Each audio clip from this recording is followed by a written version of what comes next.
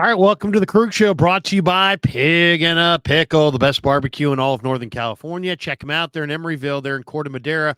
They're open 7 days a week from 11 a.m. till 8 p.m. or until they run out. This live stream also brought to you by Sharp Corner Sports Cards and Collectibles, 205 Cypress Avenue in Pacific Grove, California on the Monterey Peninsula. Call my friend Anthony Catania at 831-521-5264. And this live stream is sponsored by Better, the official daily fantasy sponsor of the Krug Show. Use Better to make daily fantasy lineups and win real money. Download the app below. Make sure you use the promo code Niners to get your first deposit matched up to $200. Everyone who does is automatically entered into a drawing to win the signed Fred Warner jersey. We will announce the winner at the end of November. All right, big day today. On a lot of fronts, and one of them is the NFL trade deadline, and it's coming up in 15 minutes, and it looks like the Niners are going to get left out. Well, we don't know yet. We don't know yet. We got 15 minutes. We don't know yet definitively, but they haven't made a trade yet. And I just think that they're kidding themselves. I mean, they're totally kidding themselves. This talk about, oh, well, we've got all these guys coming back.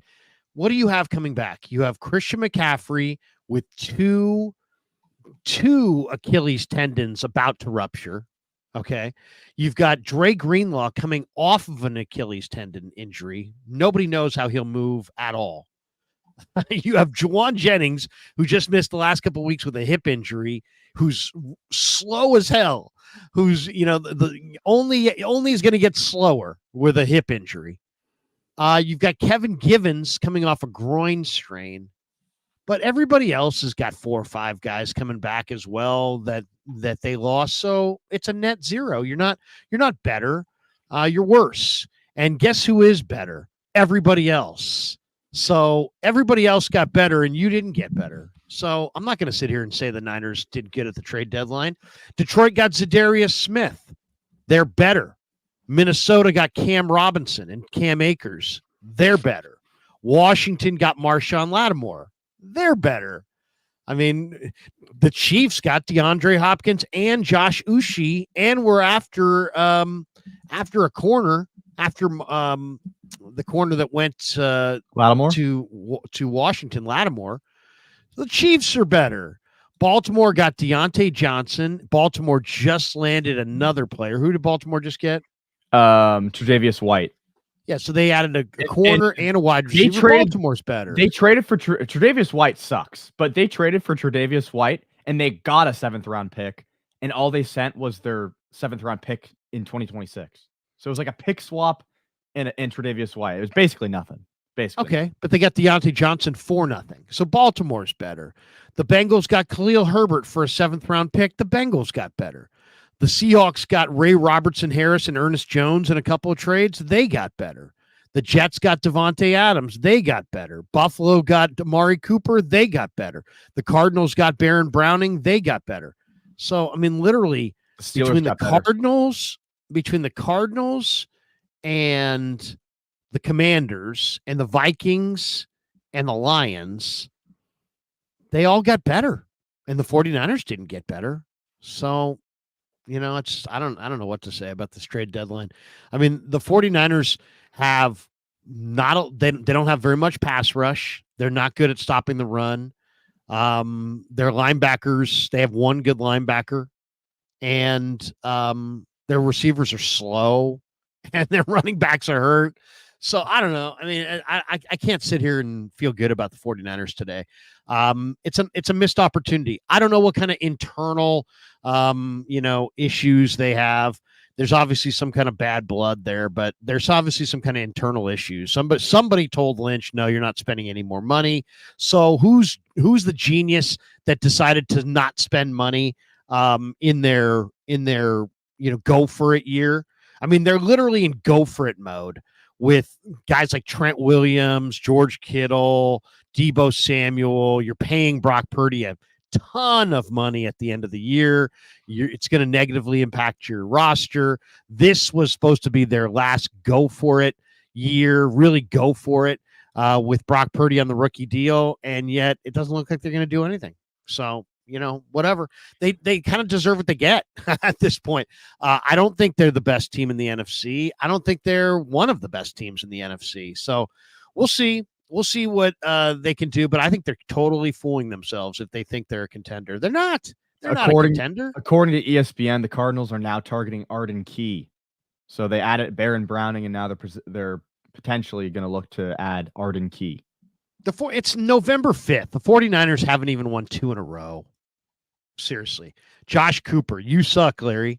You know what really sucks? The Niners not trading for anybody when they have tons of needs. That's what really sucks. Yeah, I'm not going to sit here and just smoke the Niners and say, oh, they're great. Everything they do is great.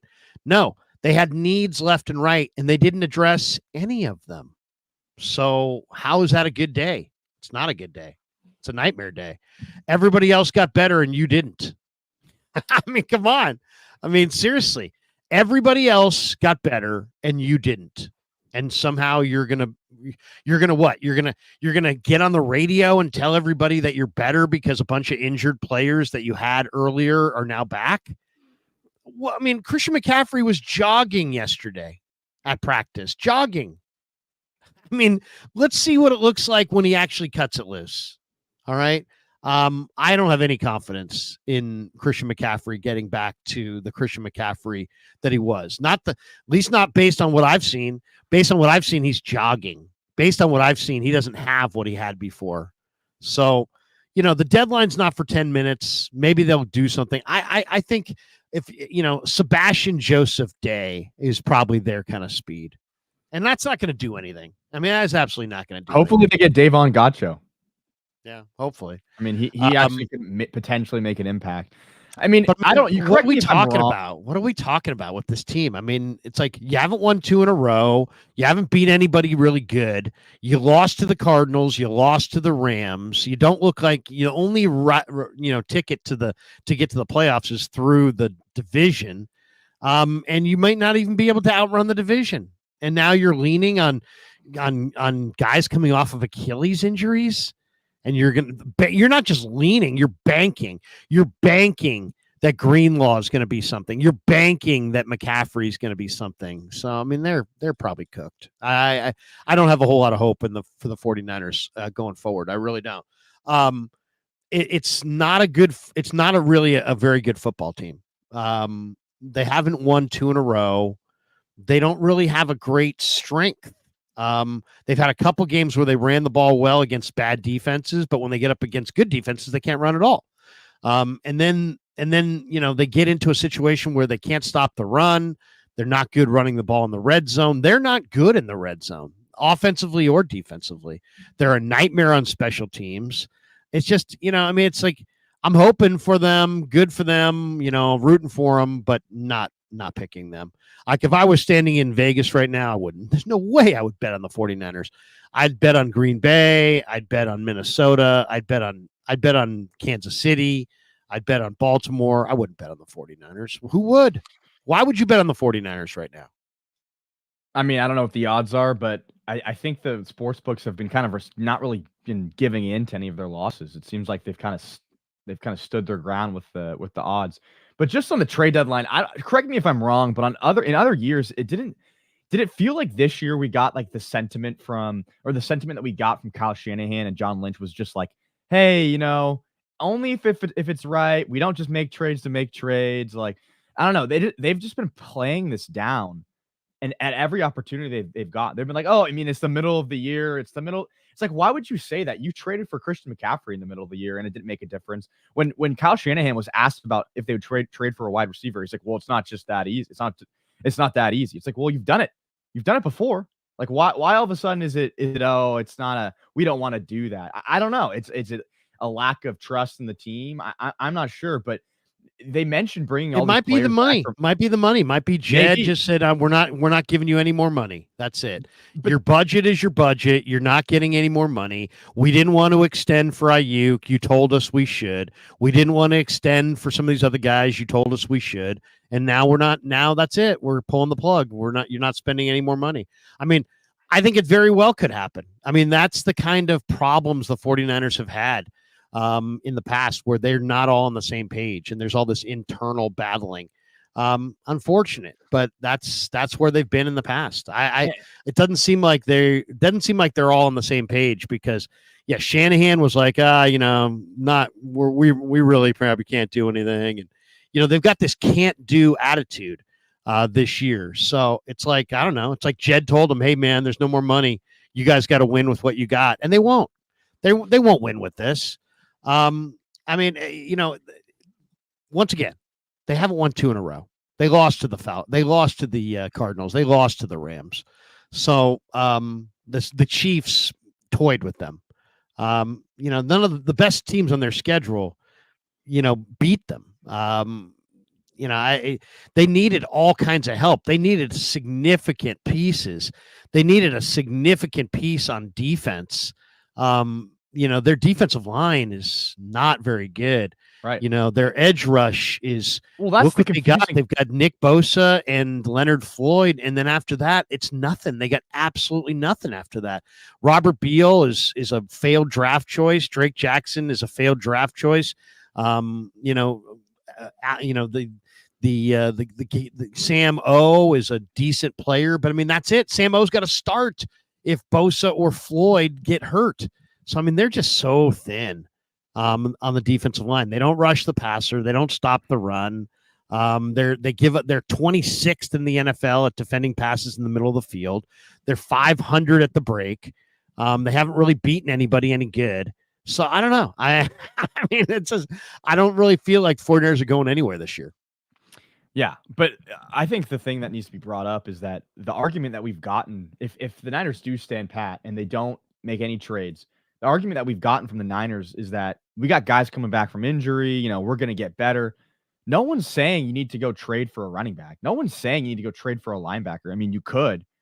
They need to trade for a defensive lineman. They need to trade for an edge piece, and they don't have anyone coming back on the edge. Who do they? I mean, Yeturgos Matos, but I mean, you're talking about playing Robert Beal significant snaps. I mean, if one guy gets injured on the line, which will happen, I promise you someone will get dinged up at some point before the end of the year. They got nobody there. You got Samo playing significant snaps, and Samo's playing well. But what if Samo, tweaks his ankle? Then who are you going to? They're just not nearly as they're not as good as Detroit, and they're not as good as Green Bay, and they're not as good as Kansas City, and they're not as good as Baltimore. They're a 500 football team that doesn't look very good. That's not getting any help at the deadline because what? Either Lynch doesn't believe that he can make a deal, but it's not about that. It's about they don't have any resources. Jed's not giving them any money. They don't obviously don't have any money to add to their roster. I don't know why. It seems, and Jose's like, I sound negative today. Yeah, because the 49ers needed to make like 3 trades at the deadline and they haven't done shit. That's why I sound negative today, because I'm actually reacting to the fact that they haven't done shit and they needed to make like 2 or 3 additions and they haven't done shit. So when you haven't done shit, yeah, I'm going to be negative. I'm going to be negative because I'm real. I'm not the welcome wagon. I'm not the 49ers PR department. I'm going to tell you the truth. And if the truth is positive, I'll be positive. And if the truth is negative, I'll be negative. And right now, everybody else is getting better and the 49ers are not. So what are we talking about? I mean, I'm not going to tell you the 49ers are going to be better than these teams that are clearly better than them before the trade deadline and are obviously better than them after the trade deadline. So I hate to say it. It's just not their year. I mean, it just doesn't feel like it's their year. Shanahan is tired. Lynch is tired. Jed is tired. They have no more money to spend. They're not excited about improving the team. They're hedging. They're making calls, but they're not getting anything done. It's 2 minutes before the deadline, and they haven't done anything. So I don't think if you'd said to me yesterday, can the Niners win the Super Bowl with no additions? I would have said no, they cannot. So why would I change my tune today once they don't make a move? And somebody's like, well, Larry's been wrong all year. What have I been wrong about? I haven't been wrong about anything all year. Well, I mean, this doesn't have to be about what you were right or wrong about throughout the season. I think your point is correct. Yeah, the Niners, I think they needed some pieces. I mean, They needed help, and they're not getting any help. Right. I mean, we got 1 minute left here. Let me refresh the Twitter. I don't see anything coming. I don't know. It seems like a kind of an uneventful trade deadline just in general. I mean, the Lions did get better. If the biggest negative from this is that the Lions, who if you think the Niners are going to go to the Super Bowl, you're going to go through the Lions. The Lions are the best team in the NFC right now, in my opinion. They just got better. So the Lions are so much better than the Niners right now, and they just lost Aiden Hutchinson and still shut down Green Bay. Do you think the 49ers could shut down anybody if they lost Nick Bosa? No, they're not shutting down anybody. So it's part of the reason why I wanted Davon Gotcho is because he's a run stuffer. And do you think the Niners have a good chance to stop David Montgomery and Jahmyr Gibbs against the Detroit Lions with, I'm sorry, but Evan Anderson's a great young player, but he's an undrafted free agent. He isn't really anything yet. They don't have anything really inside. I mean, they have Malik Collins. They have, I'm blanking his name, Jordan Elliott, but can they stop the run inside? They couldn't stop the run inside against Kareem Hunt, who was just picked up off the street. Can they stop David Montgomery and Jahmyr Gibbs?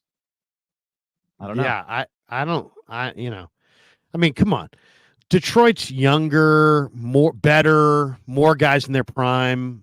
They don't even need Goff to do anything. He can just pass it like 20 times a game. That's about it. And he's going to complete like 17 of those, They lost Hutchinson. They didn't miss a beat. They just acquired Zadarius Smith. It's the Lions' year, man. It's the Lions' year. The Lions are going to run through the NFC like a hot knife through butter. And then it's going to be Kansas City, most likely, and Detroit at the end. And I probably would lean still towards Kansas City. Kansas City's just a little bit better than Detroit. And, Kansas City's just a little bit more. They can win in more ways than Detroit.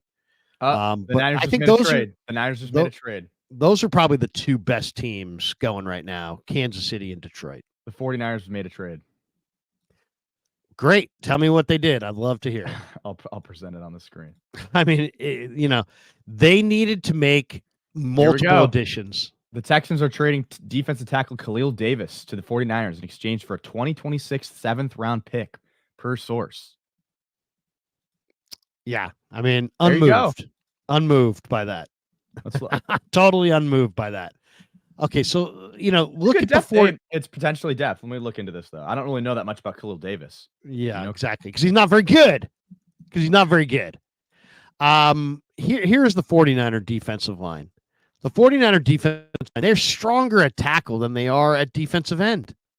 They actually are decent at defensive tackle. They're a nightmare at end.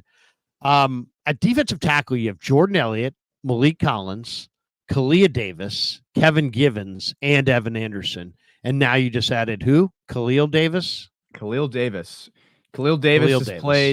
has played 172 snaps this season. He has 8 pressures and 1 sack, 6 QB hurries. Okay. He's just a guy. 6'2", 310. Look what you have at defensive end. You have Bosa and Floyd. Floyd is not doing very much right now. Then you have Beal and Sam Aquinu, and that's it. That's all your defensive ends. And I guess you got your Tier Gross Matos coming back. You do. But I don't know. I mean, Khalil Davis, does that move you? He's 28. He's 6'2", 310, drafted in the 6th round by the Buccaneers. He went to Nebraska. Yeah. He's played in every game this season, but only has been playing around 10 to 20 snaps a game. Doesn't have the greatest PFF grades, if that means anything to you. Yeah, let me see. He's just a body, just another body inside. I mean, he's a guy. He may be okay. He'll be all right. He'll be all right. But once again, are you beating the Detroit Lions because you have Khalil Davis? No. No. So we did it. We did it. Khalil Davis. Let's get, he's a nobody. There you go. The Niner you love to hate. This is the thing. He could be a great. He's going to be. I think he probably will He be. could be great. He's not going to be great. He's not going to be great. Stop it. But he you haven't even heard of him 10 minutes ago. I know. He could be great. I'm just saying, like, it's not like, oh, they got worse. I mean, if they added another piece, that's what they were thin. They added another piece in the defensive line. They added another piece in the defensive line. I agree with you, though. It's not game changing. It's not game changing. Well, forget game changing. Is he even active? Who's he active over? Who's Khalil Davis active over? Evan Anderson. Collins? Maybe? No. Elliott? No. Khalil Davis? No. So he's probably going to be, he's going to be a fill-in for Kevin Givens, and he'll prevent Evan Anderson from playing. I mean, that's what you got at the trade deadline. I mean, that's like, that's a Farhan type move. That's very Farhanian right there. Yeah, I mean so he'll probably be up. Come on. He'll be up instead of Anderson until Givens comes back, Yeah. I mean, and what? I mean, once again, you have Nick Bosa, Leonard Floyd, Robert Beal, and Sam Aquinu. That's it at defensive end. You needed a defensive end way more than you needed a. You said it was a Farhanian. It was a Farhanian move. Yeah, I mean, it's like AJ Pollock. It's that level. I mean, it's just nothing. It's a nothing kind of a move. Let me see how many years Khalil Davis has left on his contract. I'm not saying Khalil Davis can't play. I'm just saying it's no impact. There's no impact to that. Hey, at least they did something though, right? Does that matter? I mean, so what? So you can say you tried? Khalil Davis' contract expires at the end of the season. Oh, so they gave up their 7th for a free agent to be. Yeah, so now, I'm not gonna lie here, guys. Like, let's be real here. I mean, let's be real here. There was a lot of draft picks being sent today. A 7th round pick for this guy might be the. Yeah, is it a 7th round? Is that what it was? A 2026 7th rounder. They just needed a lot of help. They needed a significant move, and they didn't make one. So I don't know. Don't feel very good about it. The Bengals gave up a 7th for Khalil Herbert. Yeah. Yeah. So Newsome didn't get moved. Azeez Ojulari didn't get moved. Jadeveon Clowney didn't get moved. The Steelers made some moves. KJ Osborne didn't get moved. Yeah. Bust says Niners slowing, becoming a joke. They're not becoming a joke. They're still going to be a good team. I think that the frustration is that, if you thought that they were going to make a move to become some way better team, you were just wrong. I'm just sorry. They needed to get better at the trade deadline, and they didn't. They're not faster. They're not better. They're not going to heat up the quarterback. They didn't get a linebacker. They didn't get a corner. They didn't get a D end. They didn't get a receiver. They have no extra running back insurance against McCaffrey. It's just a defensive tackle who could be in the rotation. And no, not much. So, I mean, how do you guys feel? How do you guys feel after the Niners, the deadline came and went and they didn't do much? And they watched other teams get better. I don't know what else to say. I don't know what else to say about it. It's like they either think they're really, really good and they're not, or they don't think they're very good and they're right, but they didn't do anything to get any better. So I don't know. I don't know what to say about that. They obviously needed more pass rush and they didn't get any pass rush. So whatever. Luis Madera says, Larry and Kevin, you were great. 49er trade activity is not great. RIP Peanut the Squirrel and Fred us. I don't know what that is. Oh, that's an emoji Jay with the- Cash says Jed was fine with just an NFC championship appearance. Urgency to win a bowl isn't there. Yeah, that's probably true. Jed was happy. He said, "Oh, I'd be happy even if we lost to the Lions last year." So, it's not exactly the Eddie D era of, you know what, I will not be satisfied with anything but a championship.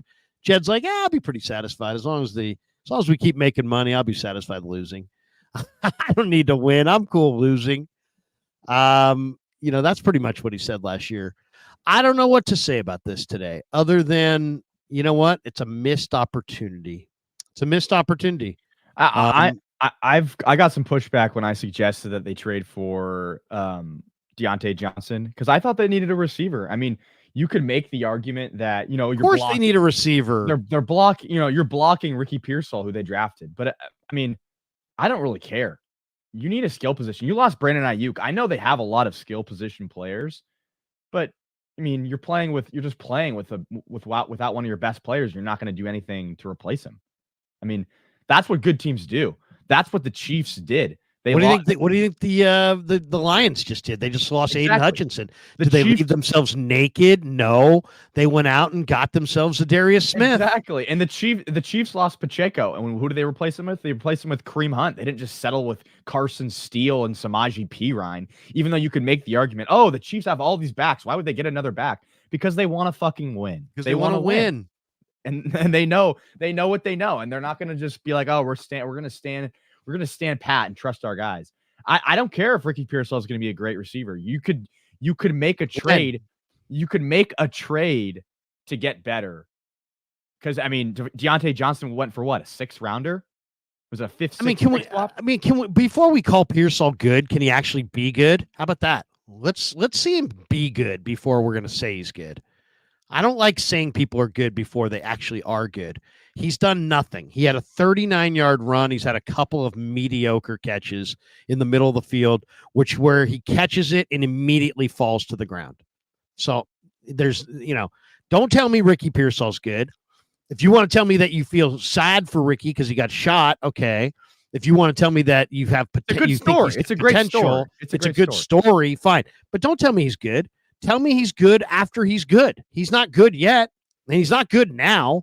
I mean, they just played last weekend. They played the week before. Did he do incredible things in either of those games? No. He looks pretty good. I thought he looked pretty good. In the Kansas City game, he got the sixth worst separation of any receiver who played the entire weekend. I mean, that was one ball. Yeah, so but he wasn't supposed to play that game. In the most recent game, I thought he's not bad. I'm not saying he's bad either, but let's not say he's good either, because guess what? He hasn't done anything. So we can't say he's good before he's good.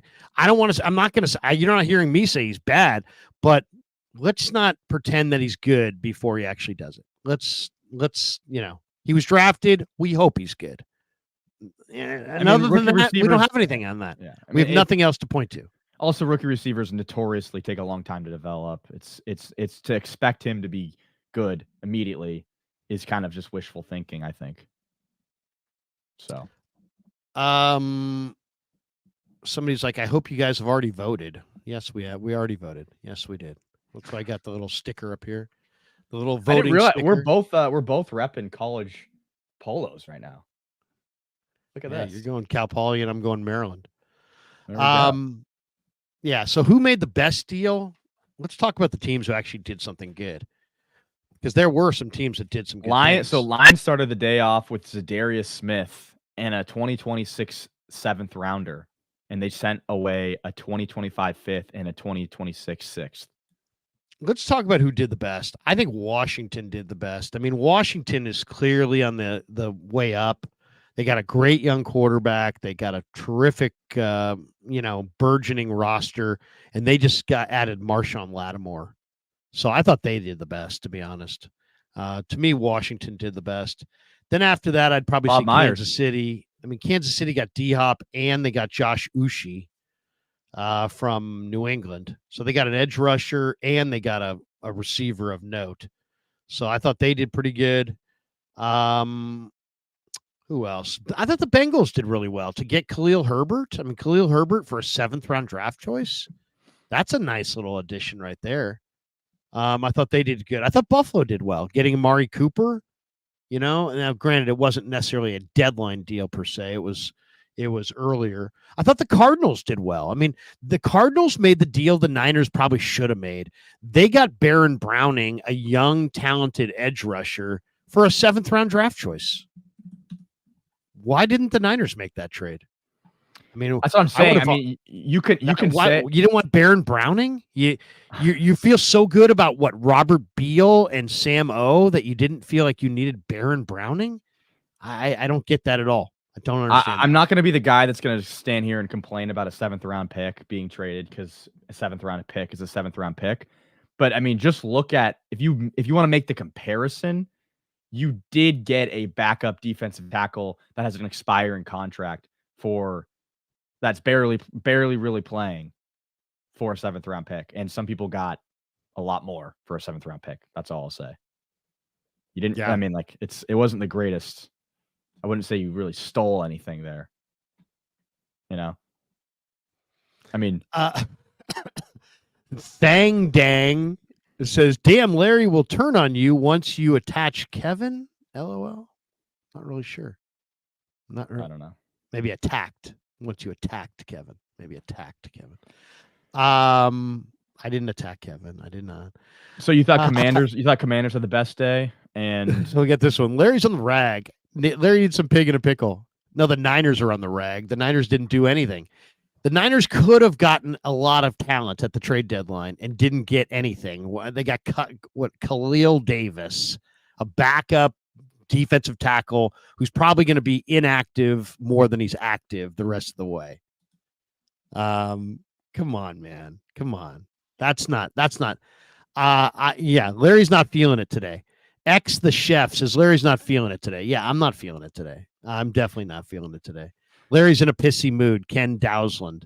No, I thought the 49ers were a Super Bowl contender. I thought they viewed themselves as a Super Bowl contender, but we're starting to realize that they don't view themselves as a Super Bowl contender, which is kind of depressing because it's like, whoa, what happened? They were in the Super Bowl just literally 45 minutes ago.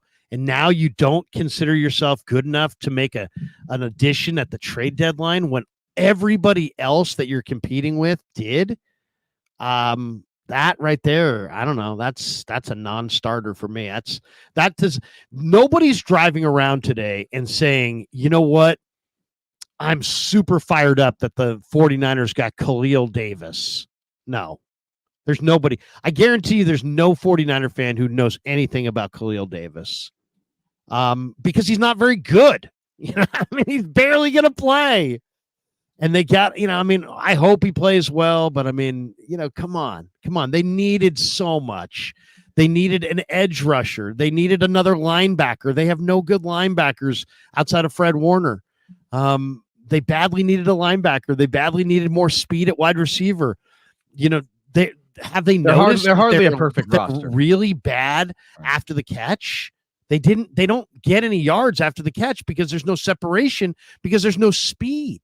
Nobody's backing off them in any way because they don't have any speed to threaten vertically or threaten the edges horizontally. They just don't have speed. So they needed speed in the worst way on offense, either a speed receiver, another speed running back. And instead it's like, no, JJ's coming back. Well, JJ's runs 4.7. He's not fast. So he's not a run after the catch guy. And you've lost Ayuk, who's your best deep threat, and you don't have a replacement for him. And unlike other teams who look for replacements, I don't know if you looked or didn't look, but you didn't get it done. So, I mean, I'd love to sit there and say John Lynch is a genius, but Khalil Davis is not a genius move. That's just like, hey, I don't want to say I did nothing, so let's just do this. And even though he's going to be inactive more times than not, that's the move we're going to make. All right. But you can't expect us over here to do cartwheels about it because so at best, you got a guy who's going to force Evan Anderson to be inactive every week.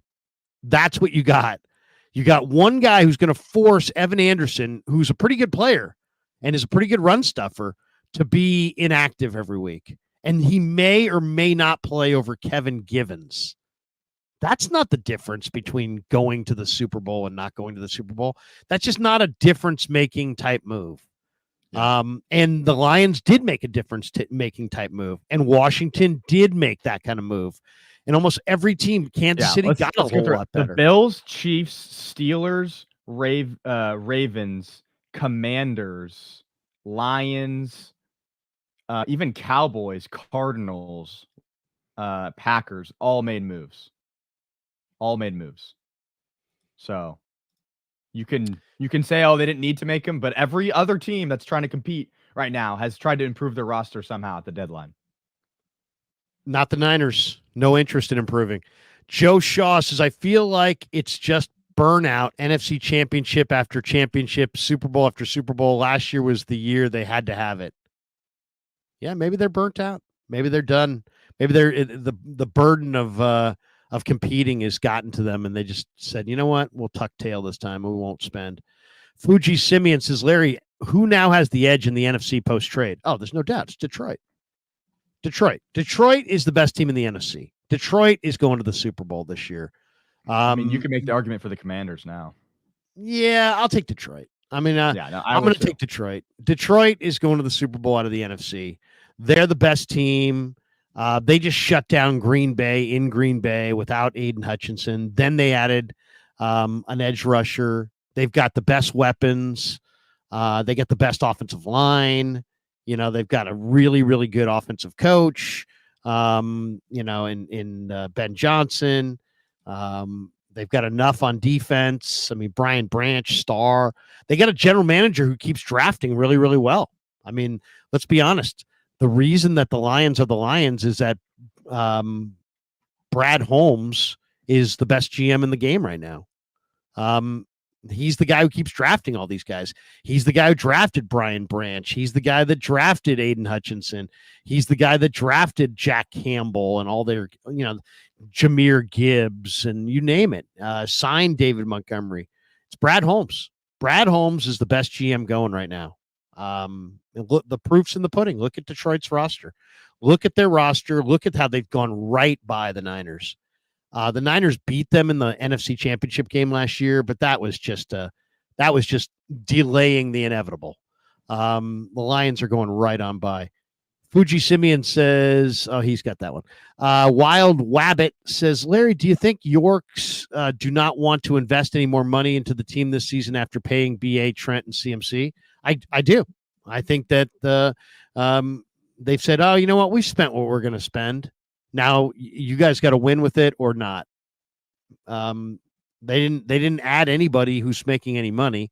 When Shanahan and Lynch talked about trades, despite the fact they are $54 million under the cap, he's like, oh, well, it's got to make sense financially. So they've got very tight financial constraints, obviously handed down from the ownership. Because it's not handed down from the cap. The cap says they're 54 million under. Now they would like to roll a big chunk of that over to pay Brock Purdy next year, but that's next year, and there's a lot of things that can be done between now and then to create more cap room. So they had a bunch of cap room, but they'd rather roll it over for Purdy next year than add to their mix this year. Maybe they got a lot of money on the books. They got a lot of money on the books. I mean, there was so much argument about, the Niners can afford this player, the Niners can afford that player in the offseason because they have, look at all this cap space they have, but it's like, it's all backloaded. I mean, they can't just continue, they can't just forever put the money on the back burner and just never pay the price. They have to roll some of that money over because they're going to have to pay Brock Purdy, and you're paying Deebo Samuel all this money, and you're paying George Kittle, and you're paying Brandon Ayuk, and you're paying Christian McCaffrey. It's like, eventually, you're going to start to feel it. And you have to cut some of those guys. They're going to cut Mooney. This could be the beginning on the cap where it's like they can't just sign some player for $10 million in the middle of the season. They can't just take on that contract right now. So they have to, they have to play kind of money ball, I guess. Well, it's going to be a real challenge because now they're going to have to go out on the road against better teams and show that they can win in the playoffs on the road. They barely could win last year in the playoffs at home. So now they're going to go to Detroit, go to Green Bay, go to all these places and beat these teams. Doesn't seem likely. Leo says, what trade would have made us a Super Bowl contender? Let's face it, we overpaid on declining players and need to pay Purdy. Window is closed, need to rebuild. Well, if you're going to rebuild, then wouldn't you sell off a couple pieces? You know, if you were rebuilding, wouldn't you say, hey, Baltimore, here's Mooney Ward. You know, you probably could have gotten a pretty good draft pick for Mooney Ward from Baltimore. It sounds like Baltimore was looking for a corner and was pretty desperate. So, either I don't know. Selling at the either deadline never really works. I don't think sellers. It's a buyer's market. It's a buyer's market. The buyers. I could have said that the year that they traded, a linebacker away and got a 5th round pick and turned that 5th round pick into Demo Lenore. Yeah. But I mean, just look at Preston Smith was traded for a 7th round pick.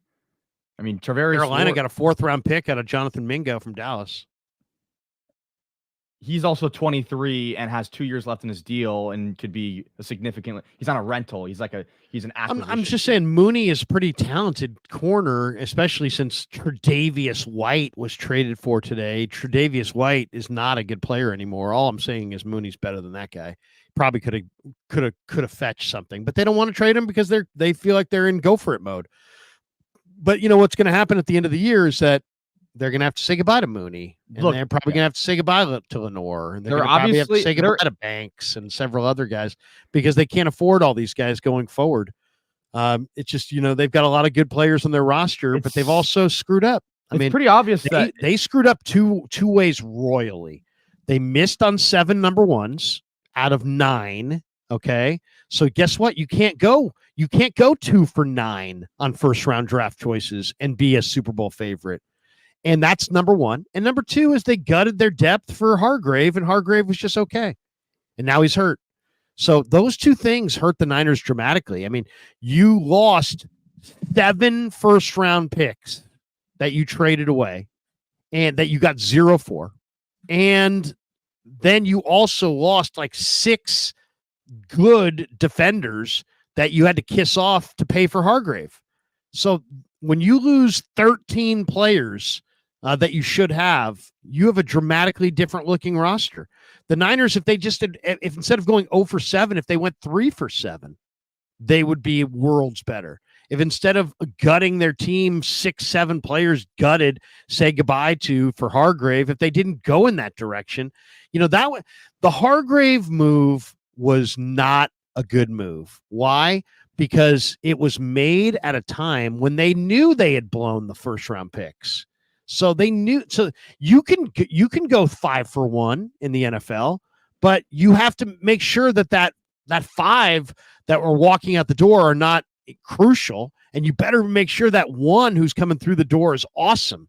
What the Niners did is they said goodbye to 5 guys, and they lost some pretty good players along the way. Jimmy Ward, Azeez Al-Shaair, Samson Ebukam, Hassan Ridgeway, Emmanuel Mosley. They kissed those guys off to get Hargrave, and then Hargrave was ordinary. So those 2 things combined with a few injuries, which are just part of the sport, the Hargrave deal, the missed 7 number ones, and the injuries have depleted their roster to the point where they're not as deep as they used to be, and they're not as deep as they should be. And now they really can't be in an all for one kind of a mode. But I was hoping that they would make a couple of deals for players on the margins. I didn't need them to get a star player. It wasn't about a star player. It was about addressing your needs in a very cost prudent way. I mean, the one thing about the trade deadline is that outside of a team here or a team there, teams do not trade big time picks away or big time players away. It's a very cost effective way to make moves. I mean, almost every player that was traded for today is quite a bit better than the draft pick that went back as compensation. So you can make good moves at the deadline if you have some flexibility, either draft pick wise or financially, but they don't have that flexibility anymore. So they just don't have a lot they can do. And so they're limited to a very move like Khalil Davis. So, I mean, that's just kind of where they're at. The Hargrave trade or signing was totally ill-advised because they had missed on too many picks to make that kind of a move. If they had gone 6 for 7 and they had this incredibly deep roster, then the Hargrave deal would have been fine. But the Hargrave deal compiled with the missed number ones has made the Niners a non-contender. I mean, they're on the outside looking in at contender status right now. They're not Kansas City. They're not Detroit. They're not Green Bay. They're not Baltimore. They're not Buffalo. You know, they're in that tier right beneath them. They're not in the top tier. If I would put Kansas City and Detroit, let's say, up in that top tier, they're in that second tier somewhere in there. Yeah. No, I actually kind of agree. I mean, this year we've seen like the crack in the armor. They were the indestructible team to beat, you know, all the firepower that you could ever want. And now we've seen, you know, the crack in the armor, and they're 4-4. They traded for Khalil Davis, who may be a good depth piece, but you know, we're basically going to run it back and hope for health. And maybe Dre Greenlaw, maybe like you said in an earlier video, maybe a Greenlaw and a CMC coming back from an injury, you know, maybe they're going to be fresher. I mean, obviously they're coming back from major injuries, but just on the optimistic side, you know, they haven't taken hits for the first half of the season. You know, their bodies are going to be a little bit fresher, albeit injured, but fresher. I mean, if those guys come back as the players they were, they're fine. They're fine. If CMC is going to come back and be an offensive player of the year type candidate, if Dre Greenlaw is going to come back as a Pro Bowl caliber linebacker, they're fine. They're totally fine. But that's not going to happen. At least I don't think it's going to happen. I think there's injuries. You know, I think the CMC thing, you can just draw a line through CMC. I don't think he's going to do anything going forward. He's got two bad Achilles that haven't been surgically operated on. And most likely if they go out, they're not going to go out at the same time. So I don't think you can depend on him at all. He did get the treatment in Germany. So I'm not sure if, right. Cause I have no clue. So it's like, we don't really know. We don't really know exactly what's going on with his Achilles. We just know that he's ramping up, and we just got to hope for the best. Yeah. No, I mean, everybody's hoping for the best, but you know, dual Achilles. Let me ask you this. Have you ever heard of a guy who had 2 Achilles at the same time? Everyone has 2 Achilles. Yeah. 2 Achilles that are on the verge of blowing out. Kevin Durant, maybe? Yeah. I mean, you know, no. I mean, the answer is no. We don't really know. Mongreen Acorn says Niners 0 impact trade deadline decision is the same as the 3rd possession overtime call in the Super Bowl. I mean, whatever. It just, you know, Lynch didn't want to be left saying, oh, he didn't do anything, so he made this move. But once again, what good is this move? Evan Anderson has been a pleasant surprise. This move prevents Evan Anderson from ever being active again. So why is that a good move? And why was a defensive tackle more needed than a defensive end when you have Bosa and old Leonard Floyd, and that's it? You have Sam O, who you signed off the street, and Robert Beal, who is a special teamer strictly. You don't have very good defensive ends, and you don't have very, very good defensive end depth. And who's coming back? I guess maybe they feel Yatir Gross-Matos is going to come back and be something really good. Maybe that's it.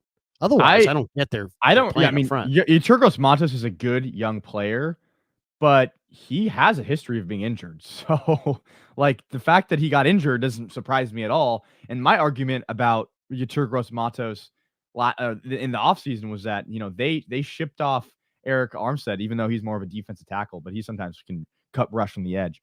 They shipped him off and paid a guy like Yatir Gross-Matos the same amount of money that they were offering Eric Armstead, who also has just been terrible. But Yatir Gross-Matos missed the same amount of games last season as Eric Armstead.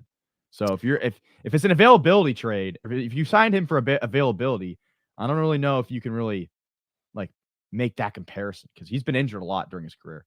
Yatir Gross-Matos looks like Tarzan and plays like Jane. He does. I mean, look great. he's just not does very look- good. He hasn't done very much in the NFL, which is why he's kind of bounced around. The guy looked the part. I mean, I saw him coming out of Penn State. He looked awesome. It just hasn't happened. It hasn't happened. He hasn't developed. The Niners took a flyer on him. Now he's gotten hurt. You know, we'll see. We'll see. I'll say this though: the Niners have a history of taking players that haven't been that good or don't really have name recognition and turning them into someone good. On the other hand, Yeah, true. they also have the opposite effect where they can take guys that have great names and then they just play like shit.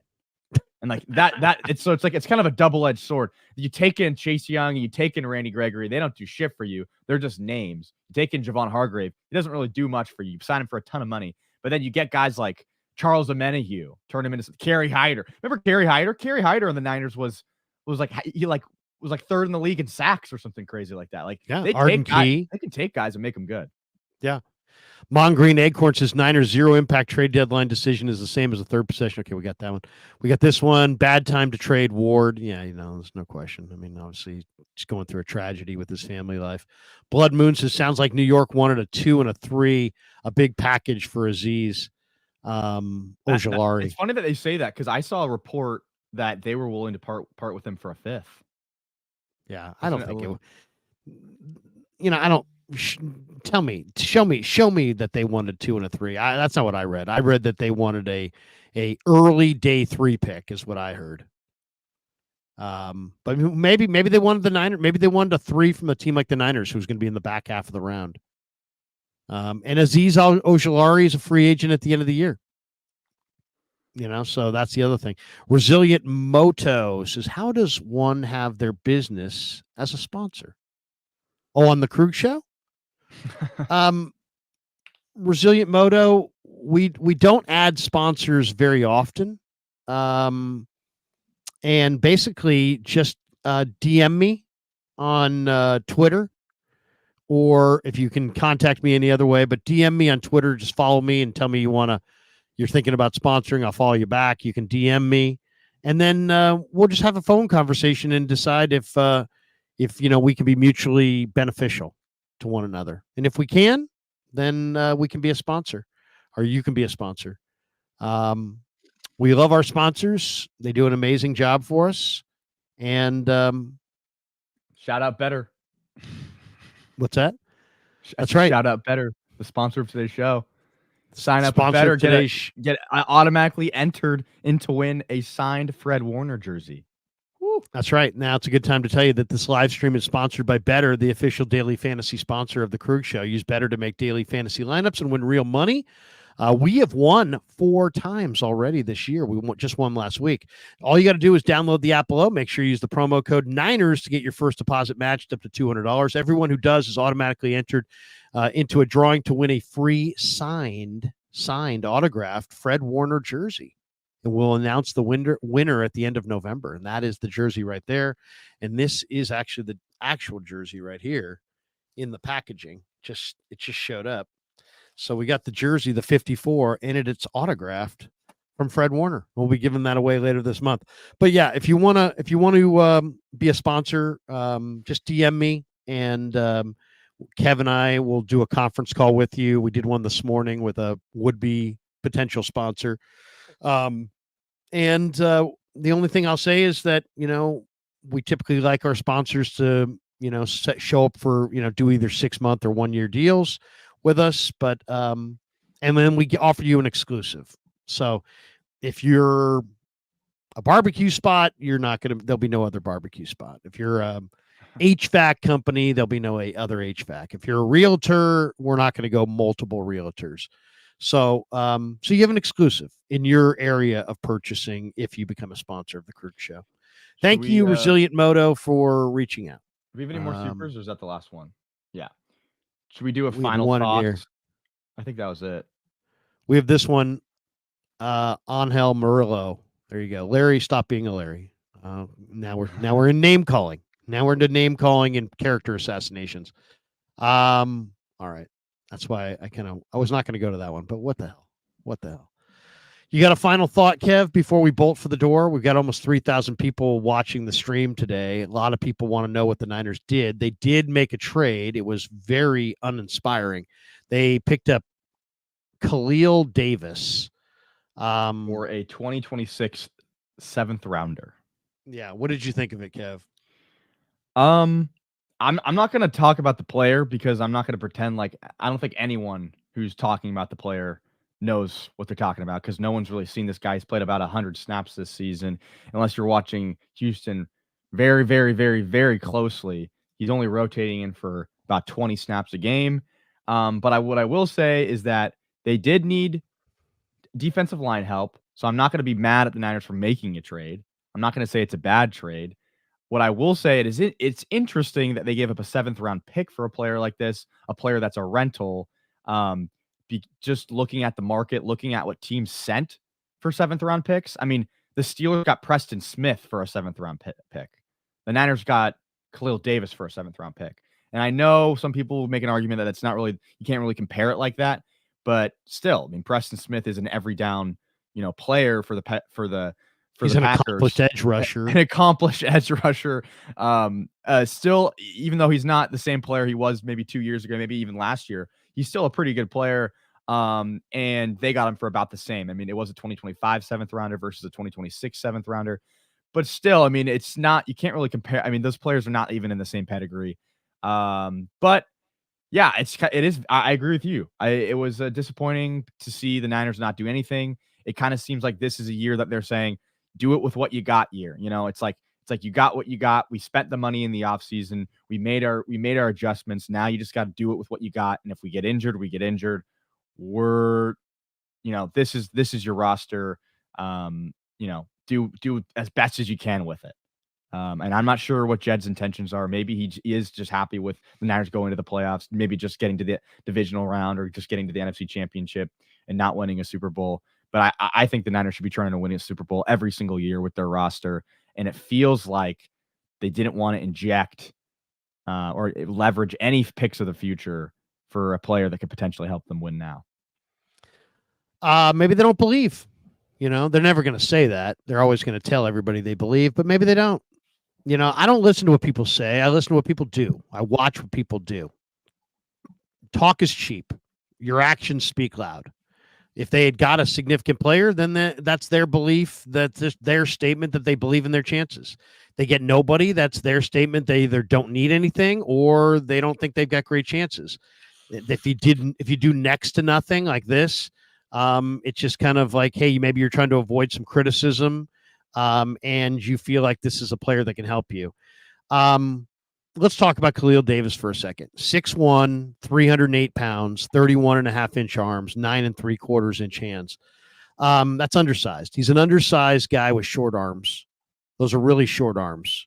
31.5-inch arms are really short. So he's an alligator. He's got short arms and he's small.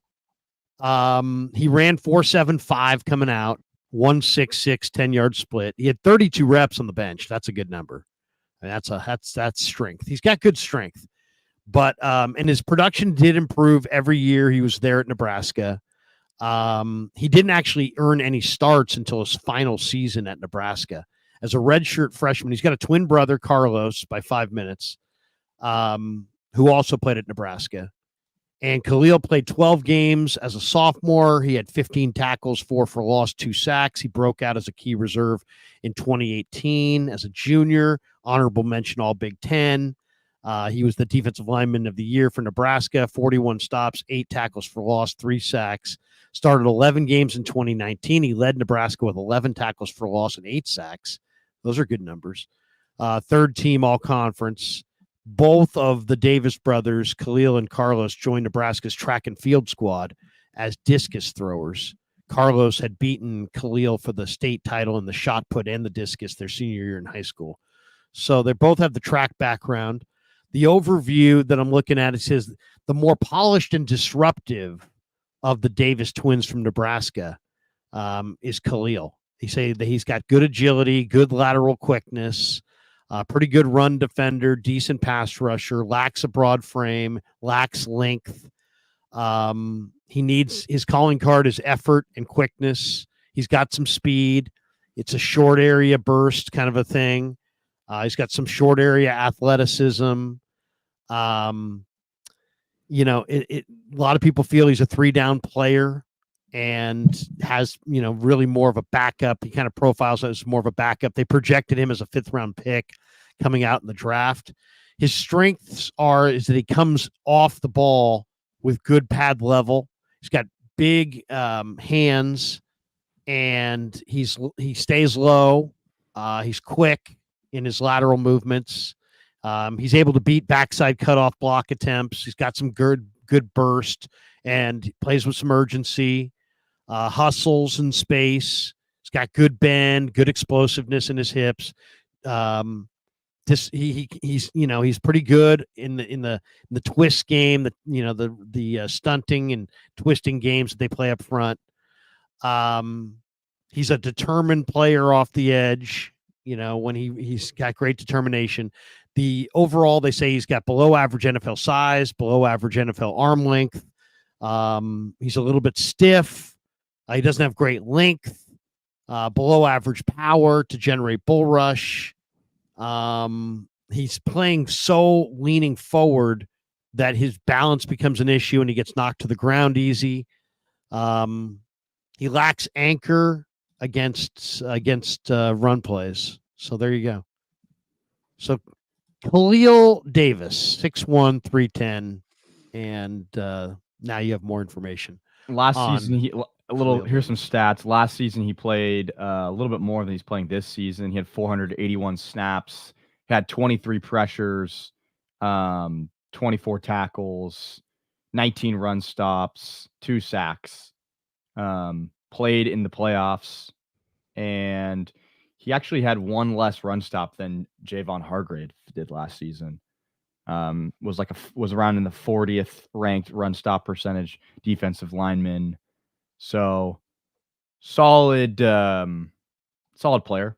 Big body backup inside. Just depth piece, really, more than anything. Not a star. He's short. Not a shorter. Yeah, not a big body, not a big time pass rusher, but plays with some good body lean. Plays the run pretty well. So we'll see. Greg Arjay says Kyle and Boone, both are losers, need to be fired. Who's Boone? Says Boone, New York. Oh, Aaron Boone. Interesting. You're gonna call Kyle a loser? I don't know if I call him a loser. He's got one of the best winning percentages in the NFL over the last 3 or 4 years. That's for sure. Dice Boy says, how about those Dubs? 3 big games ahead. 3 big challenging games. By the way, at 3:00 today, in an hour and 15 minutes, I'll do another live stream on this channel and on Cyrus's channel with Cyrus Satsis. So we'll do a little look back at the Warriors start and a little look ahead as well. So we'll go a little Warriors at 3:00 with Cy. And one other Warrior point I saw today, kind of an interesting Warrior note. The Warriors ranked number 1 in the NBA for net rating for the second week at plus 17.8, ahead of OKC at plus 17.2 and ahead of Cleveland at plus 14.6. The Sixers are at number 29 as they started the season without Embiid and Paul George. Milwaukee 26th. So net rating, Warriors right now, number 1 in net rating, 17.8. Pretty good. Definitely off to a good start. All right, that's going to do it for us today. Thanks to Pig and a Pickle for being the title sponsor of the Krug Show. Thanks to Better for sponsoring this live stream. Join me at 3:00 with Cy for a little Warriors live stream coming up at 3. Join me tonight at 6 on KMBR for Niners Nightly. Dieter Kurtenbach will be my guest tonight at 6:30, and we'll get his thoughts on what the 49ers did and didn't do today at the trade deadline. So that's coming up later on today, and then I'll take the rest of the night off and probably watch some Tube, and then we'll be back tomorrow down in Santa Clara for another big Wednesday. We'll start off with Wake Up at 9, and then we'll be down at Santa Clara for the 49ers throughout the day on Wednesday. Kev, you got a final thought before we bolt for the door here? No, I kind of got all my thoughts out. I am just changing. I'm doing some editing things right now. Sorry. All right. Well, hey, thanks to all of you guys for supporting the Krug Show. We're over 50,000 subs. We want to thank each and every one of you. Until next time, peace. Yeah, never met a man I've been scared of.